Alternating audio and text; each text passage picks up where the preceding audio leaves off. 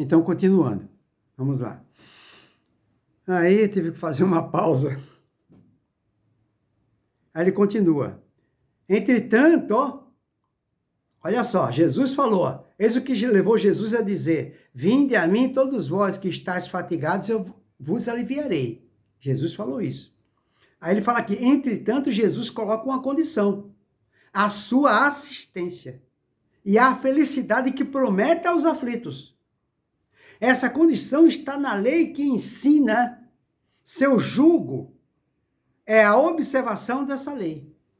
Mas esse jugo é leve e essa lei é suave, uma vez que impõe por dever o amor e a caridade. Olha que coisa interessante.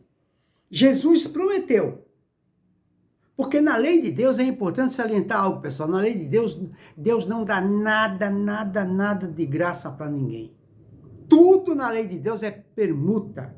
É dano que se recebe, batei, abris, buscais e achareis. Tudo é permuta. E aqui também, Jesus falou assim, vinde a mim, todos vós que estáis cansados, eu prometo que eu vos aliviarei. Então ele prometeu nos aliviar. Mas, entretanto, Jesus coloca uma condição. Ele coloca uma condição para nos ajudar. Ele nos diz que o seu jugo é leve. Que jugo é esse que é leve? É importante entender isso, não é? O jugo é leve, ele quis dizer o seguinte, porque todos nós aqui na Terra vamos passar por duras provas. Todo mundo, sem exceção, pobre ou rico, todo mundo vai passar por duras provas. Por quê? Porque o planeta é de prova e expiação. Só que muitas pessoas não suportam as provas. Mas existe uma forma de suportar essas provas. Como? Trazendo para si o jugo de Jesus. Aí que está. Por isso que ele falou, meu jugo é leve. Que jugo leve é esse? Aí é que está. Se nós seguirmos o jugo de Jesus, que ele propõe que é, e nos sugere que é a caridade e o amor ao próximo. Então, esse é o jugo leve.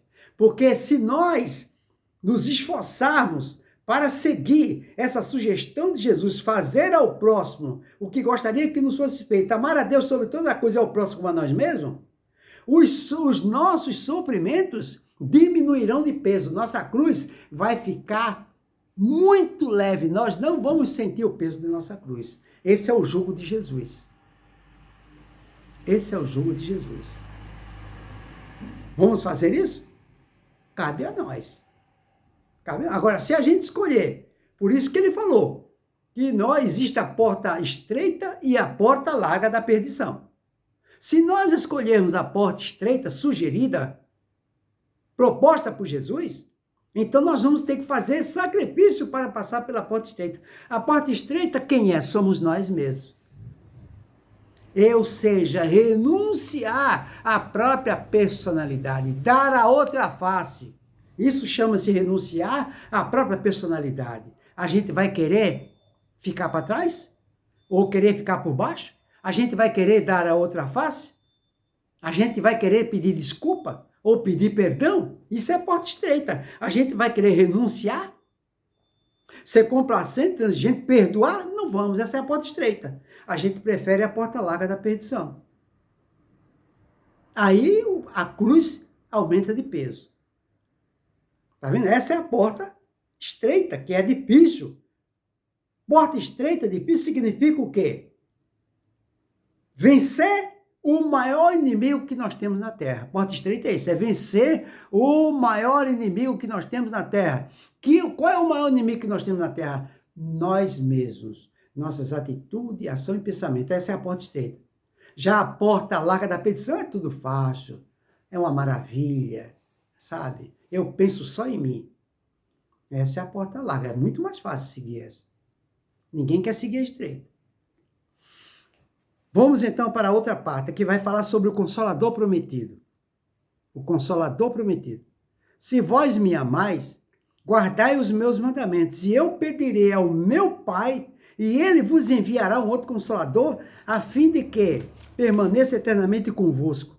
O Espírito de verdade que o mundo não pode perceber, porque não o vê, não o conhece. Mas, quanto a vós, o conhecereis, porque permanecerá convosco e estará em vós. Mas o Consolador, que é o Santo Espírito, que meu Pai enviará em meu nome, vos ensinará todas as coisas e vos fará relembrar tudo aquilo que eu vos tenha dito. Isso aqui está em João, não é? São João 14, 15, 17. Muito bem.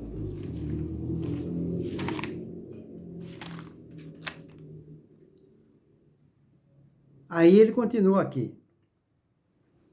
Venham como antigamente entre os filhos transviados de Israel, trazer a verdade e dissipar as trevas. Escutai-me.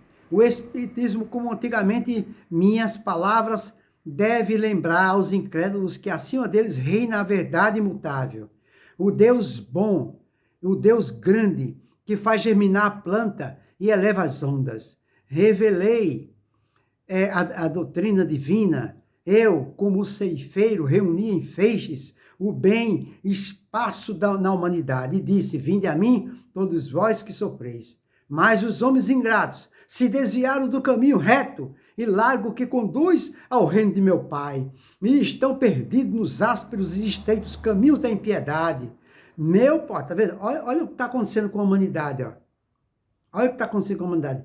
Mas os homens ingratos, que é o que a gente vê aí. Vocês vejam que mesmo com o coronavírus, o pessoal não está nem aí. Não está nem aí. Eu fiquei sabendo, que eu não estou acompanhando, essas coisas muito catastróficas eu não acompanho. Mas hoje eu fui no cliente e estava falando para mim, um empresário, que a mãe, acho que matou o próprio filho e ainda foi para o salão de cabeleireiro. Tá vendo? Então está acontecendo muitas coisas no mundo inteiro. Então ele fala, mas os homens ingratos se desviaram do caminho reto e largo que conduz ao reino do meu Pai. E estão perdidos nos ásperos e estreitos caminhos da impiedade. Essa é a situação atual do homem aqui na Terra. Aí ele fala, meu Pai não quer aniquilar a raça humana. Deus não quer aniquilar a raça humana. Quer que vos ajudando uns aos outros, mortos e vivos, quer dizer, mortos segundo a carne, porque a morte não existe. Vos socorrais, e que não mais a voz dos profetas e dos apóstolos, mas a voz daqueles que não estão mais sobre a terra se passa a ouvir para vos proclamar. Orai e crede, porque a morte é a ressurreição e a vida é a prova escolhida durante a qual vossas virtudes cultivadas devem crescer e se desenvolver como cedro. Homens fracos, que compreendeis as trevas de vossas inteligências, não afasteis o facho que a clemência divina coloca entre vossas mãos para iluminar vosso caminho e vos conduzir, filhos perdidos, ao regaço de vosso Pai. Estou muito tocado de compaixão pelas vossas misérias, pela vossa imensa fraqueza, para não estender mão segura aos infelizes transviados que vêm do céu, tombam no abismo do erro. Crede, amai, meditai as coisas que vos são reveladas. Não misturei o joio ao bom grão, as utopias às verdades. Amai-vos. Eis o primeiro ensinamento, instruí-vos, eis o segundo. Todas as verdades se encontram no cristianismo, e os erros que nele se enraizam são de origem humana. E eis que, além do túmulo, que acreditava em nada, o nada, vozes vos clamam, irmãos, nada perece. Jesus Cristo é o vencedor do mal, sede os vencedores da impiedade. Muito bem. Deus consola os humildes e dá força aos aflitos que lhe a pedem. Seu poder sobre a terra, cobre a terra, e por toda parte, ao lado de uma lágrima, coloca ele um bálsamo que consola. Olha o amor de Deus. O devotamento e a abnegação são uma prece contínua. e encerram um ensinamento profundo. A sabedoria humana reside nessas duas palavras. Possam todos os espíritos sofredores compreender essas verdades, ao invés de proclamar, de reclamar contra as dores. Os sofrimentos morais que são neste mundo, o vosso quião. Tomai, pois, por divisa essas duas palavras, devotamento e abnegação, e sereis fortes, porque elas resumem todos os deveres que vos impõe a caridade e a humildade. O sentimento do dever cumprido vos dará o repouso do espírito e a resignação. O coração bate melhor, a alma se asserena e o corpo não tem mais desfalecimento, porque o corpo sofre tanto mais quanto o espírito está mais profundamente atingido, no espírito da verdade. Agora, pessoal, para terminar, vamos ler o mandamento. Jesus esteve aqui e ao partir ele deixou o mandamento. Que mandamento é esse? Isso é muito importante a gente saber. Esse mandamento, quem tiver a Bíblia, vai encontrar lá. Olha, quem tiver a Bíblia, por favor, vai encontrar o mandamento que Jesus deixou em João 13, no 35, no 15, 10, 17 e 9. Item 13, capítulo 9, que diz assim: ensinou Jesus o Cristo ecumênico. Novo mandamento vos dou. Amai-vos como eu vos amei. Somente assim podereis ser reconhecidos como meus discípulos, se tiverdes o mesmo amor uns pelos outros.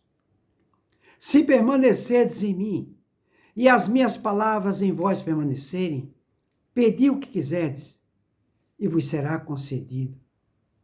A glória de meu Pai está em que deis muitos frutos, e assim sereis meus discípulos.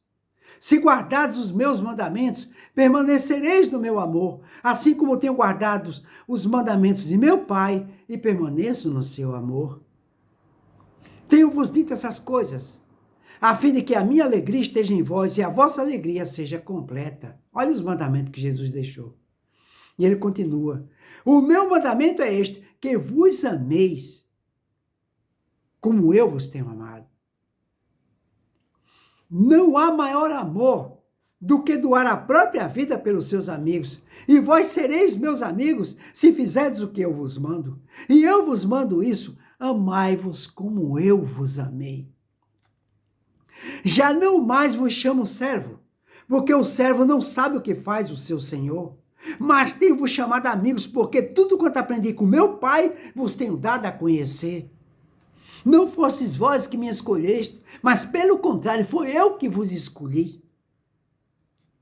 E vos designei, para que vades e deis bons frutos, de modo que o vosso fruto permaneça, a fim de que tudo quanto pedides ao Pai em meu nome, ele vos conceda. E isto eu vos mando, que vos ameis como eu vos tenho amado. Porquanto, da mesma forma como o Pai me ama, eu também vos amo. Permanecei no meu amor.